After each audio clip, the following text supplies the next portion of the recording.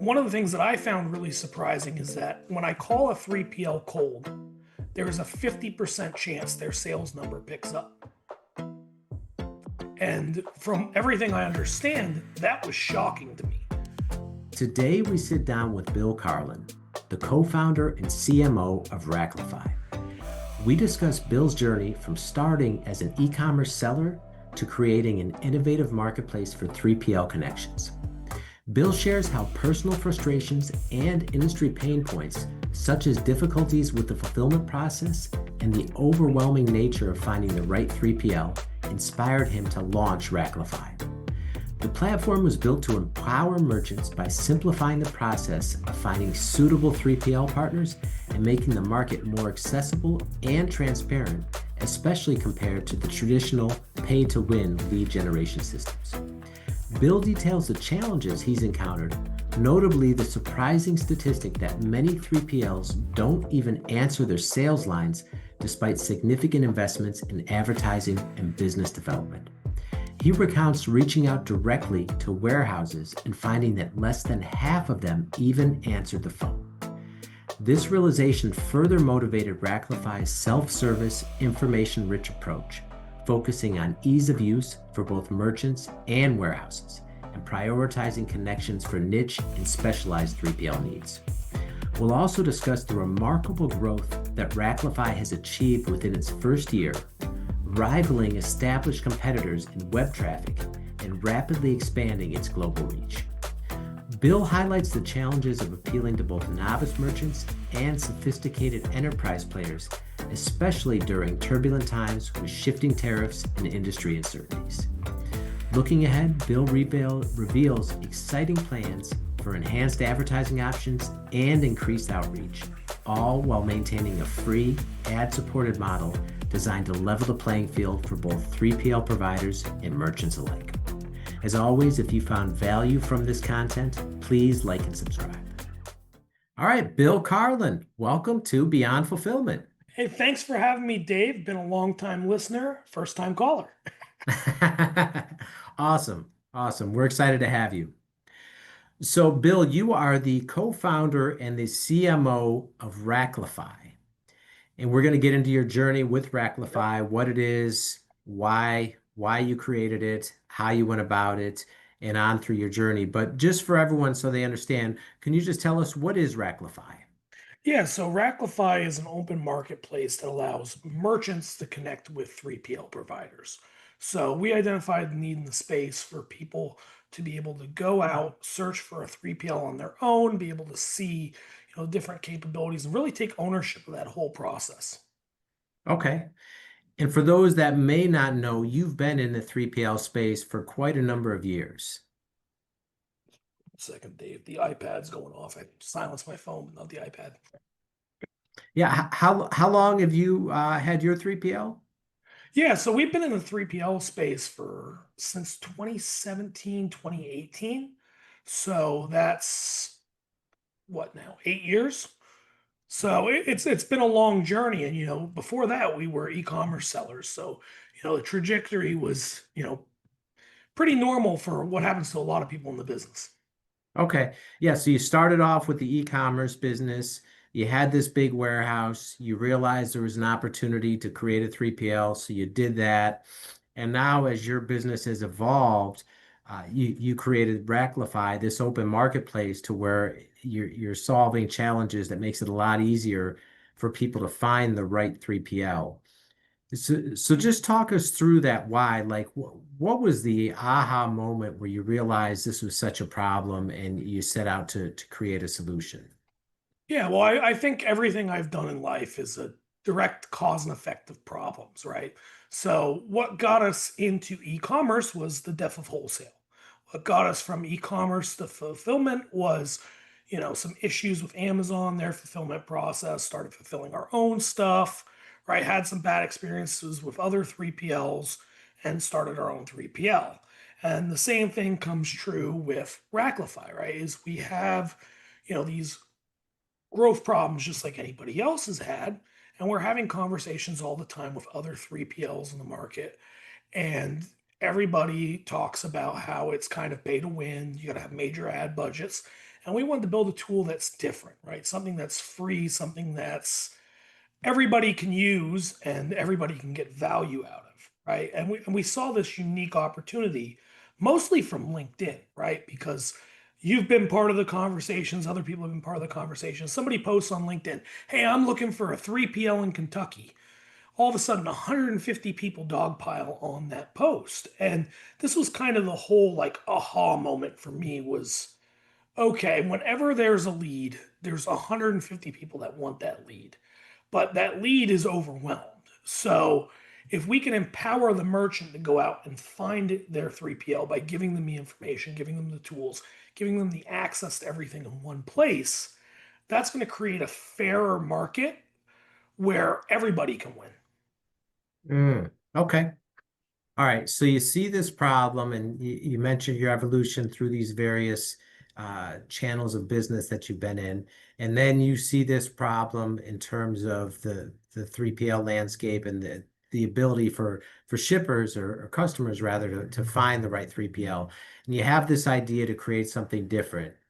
But given that you're a 3PL, you have a big warehouse, you have customers, and you're not really from the tech space, how did you go about putting this whole business together? Yeah, well, both my co-founders are technical, right? Both have a technical background. Um, I have, some degree of technical know-how, nothing to write home about, right?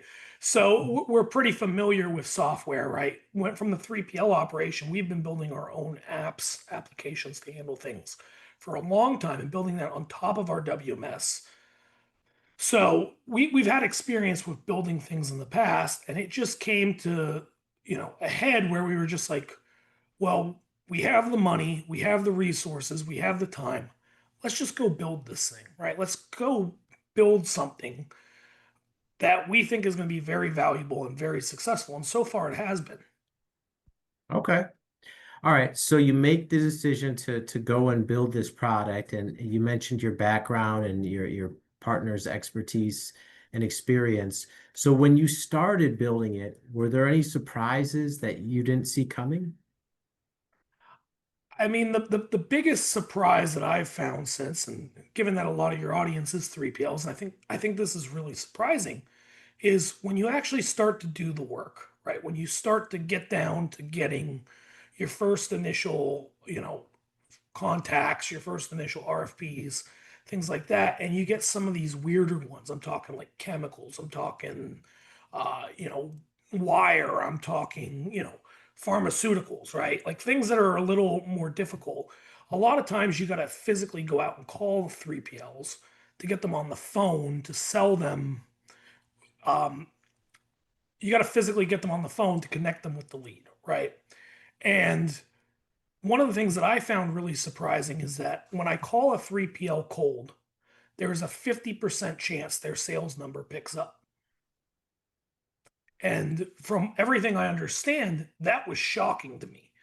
The fact that, 3PLs that spend all this money on advertising, they are always talking about growth, they're always posting on LinkedIn, and then you go to call their sales department and they don't answer the phone. Right? And this is something as somebody that's operated a 3PL that's, been in the space for a while, I was flabbergasted, right? Like, one of the hardest parts in this, you know, Racklify thing is actually connecting with 3PLs to turn over the information that I do have. That is an absolutely shocking statistic. I know my phone's always on, especially when it comes from the sales line. That's an instant. You're always taking that call. So that is very shocking. So you find that half or so don't even pick up the phone, and then It's I mean, probably a little bit of an exaggeration, but it's way more than what you would think, right? Like, perfect example is we had a lead for Delaware and they wanted to be in Delaware. I called 21 warehouses in Delaware and less than half of them answered the phone. wow, shocking. Yeah. Okay.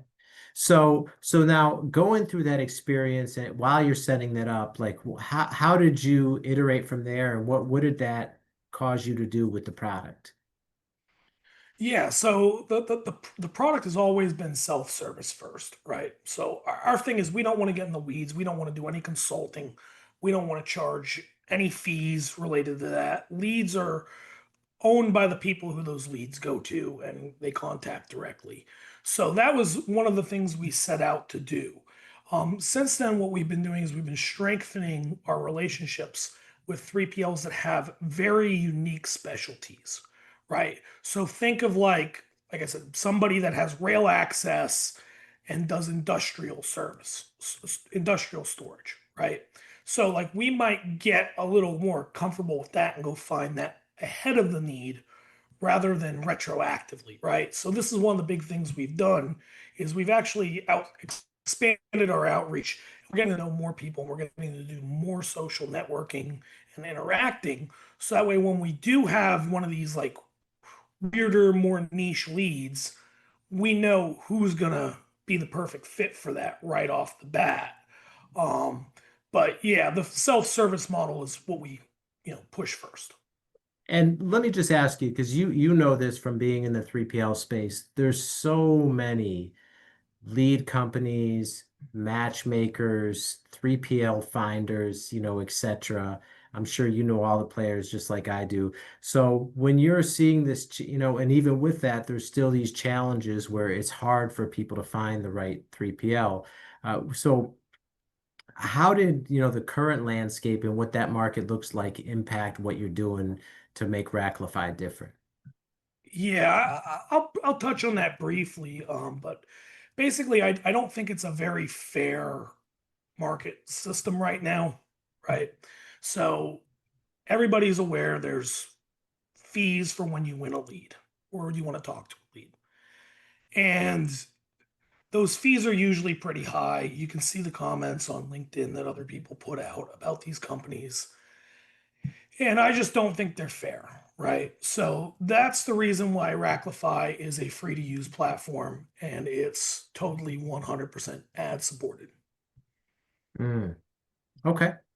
All right. And how, maybe you can answer this because I've heard various estimates or figures, but how many 3PLs are there within the United States? Yeah. So I've identified 5,500 so far.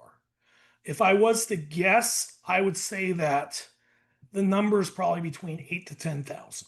Now, most estimates you hear are around 15,000, but I think that includes the trucking 3PLs, right? So companies that are basically trucking brokerages, right? As well as a lot of people that are out of business.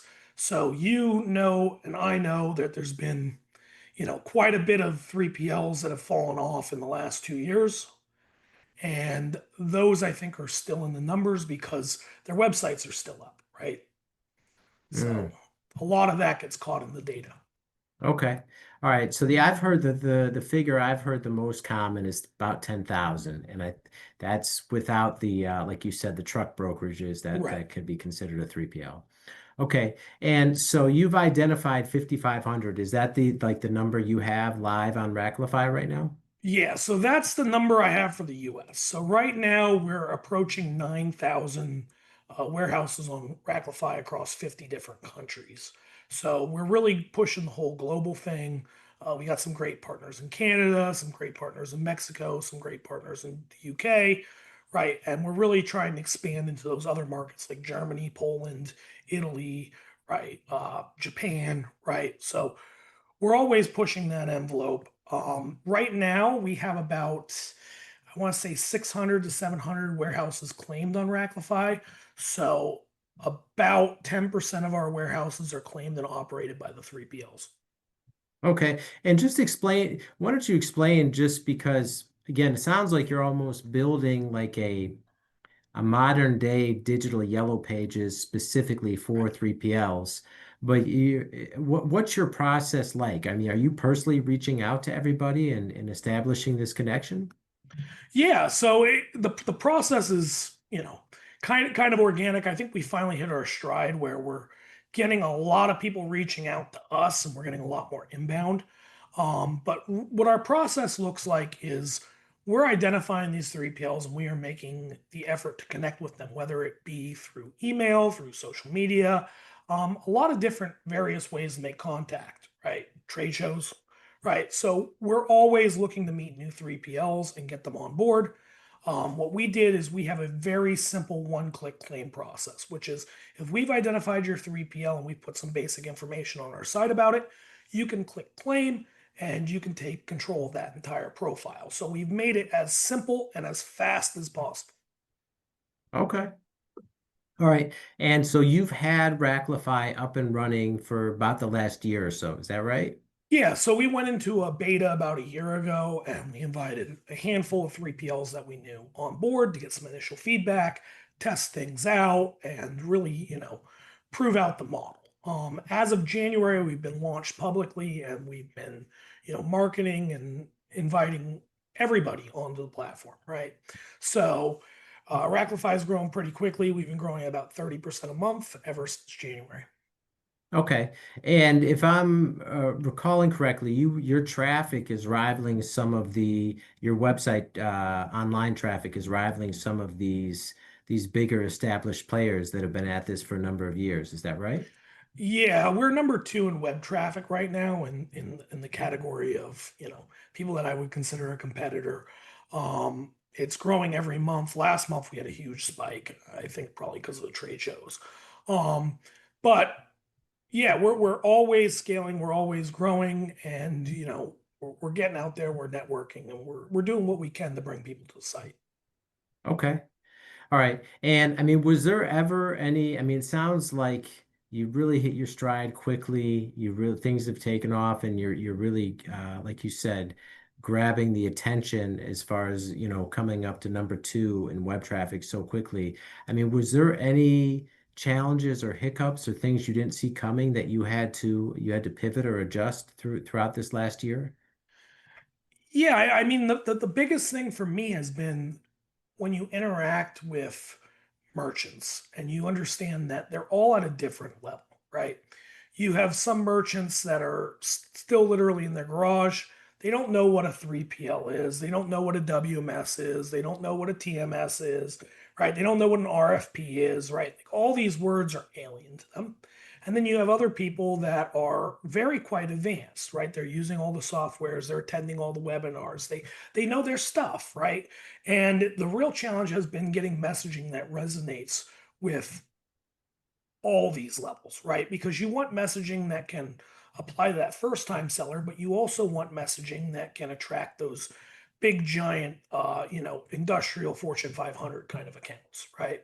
And everything in between. So you got to have messaging that can appeal to all levels and making sure that the information you're giving is quote unquote dumbed down enough that anybody can understand it, but at the same time still has a level of uh, you know a level of what's the word I'm looking for? Uh, I I don't know about the word, but a level you basically Yeah, a you level want of sophistication. There it is. A level you of sophistication that, you know, also shows that you know what you're talking about, you know your stuff, and can attract those larger players. so it sounds like you want it to be universal enough to encompass everybody, but not be so kind of low rung that it's going to alienate the people that actually do know their stuff. Is that fair? Yeah, that's very fair. Yeah, and it's been really hard to like work that messaging because what you find is you lose certain levels of merchant throughout the process. And really our big thing has been how can we get more conversion, right? How can we get more people to click submit a form, submit an RFP, right? And do that at a higher rate because we have the traffic, right? We're getting leads every day, but we want more, right? We want a higher conversion rate. So that's really been the big thing we've been tackling for the last couple of months. Okay. And so clearly, right, we're recording this in mid-June of 2025, but clearly this whole year we've been dealing with the tariff issue and all these changes around that whole thing. How have you seen that impact the process of people searching for 3PLs? So it's been rough seas, right? So What I've noticed is there's been a lot of peaks and a lot of valleys depending on the news cycle, right? So all of a sudden tariffs go up, certain people panic, some people contract their business, maybe you see some foreign business push in, right? Tariffs go down, all of a sudden you see people domestically open their wallets up again. They start importing, they need new places to put things, right? The big one has been bonded, right? Bonded's been going nuts this year because of that uncertainty, right? It's because people don't know what the rate's going to be next week versus 3 weeks from now versus a month from now. Bonded warehousing has been in high demand. It's become very difficult to find across the U.S. So I've really seen the ups and downs that change almost on a whim with what's in the news cycle. Mm. Yeah, I mean, we've seen the same thing. And so, with that being said, right, it seems like we're hopefully getting some clarity and some certainty coming into some of these deals being announced, and at least the stuff with China. Apparently there's a framework of a deal in place. So ideally, if everyone has certainty, then that will allow people to make the decisions that they need to moving forward. In Trump's words, there's a concept of a plan, Right. Right. for better or worse. But I'm hopeful that there will be certainty at least before we get too close to Q4, right? Like, late summer is usually when people start bringing those Christmas containers. So I'm really hoping that we get some clarity and get something locked in. Um, but if not, I just recommend people keep dollar cost averaging in their, their the cost of their goods. Yeah, yeah, and that seems to be what most people are doing too, just to get some like you said, some certainty on their costs so they can plan. Okay, and so given what you've done the last year and how much you've grown Racklify organically from idea to implementation so quickly, what's your plan for the next 12 months and beyond? Yeah, so our plan for the next 12 months is really to just take what we're doing and ramp it up three or four or five fold, right? So we got the groundwork of, our processes. Um, the software is in a really strong place. We're launching our ad platform here at the end of the month, so people will be able to buy ads on individual keywords. So let's say somebody wants to rank for cold storage in Hawaii, right? Or they want to rank for pharmaceuticals in Kentucky or industrial in New Jersey, right? You can buy those specific filters to come up higher in the search results, right? Similar to any other marketplace. So I'm real excited about that. And that's going to, I think, going to be a game changer for the whole industry.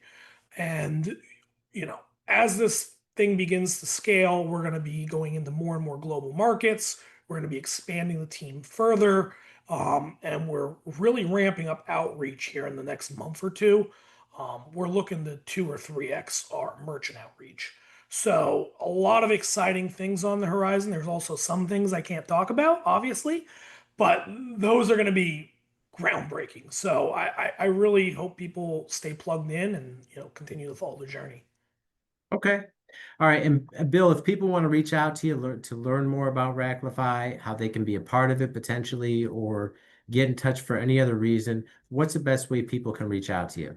Yeah, you can email me at bill@racklify. You can also find me on LinkedIn. I'm very active and I'm probably friends with somebody you know.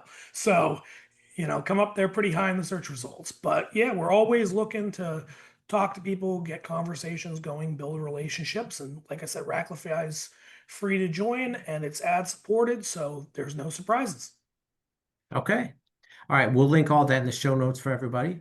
And Bill, thank you so much for taking the time to be here and sharing all these valuable lessons from your journey with our audience. We greatly appreciate it.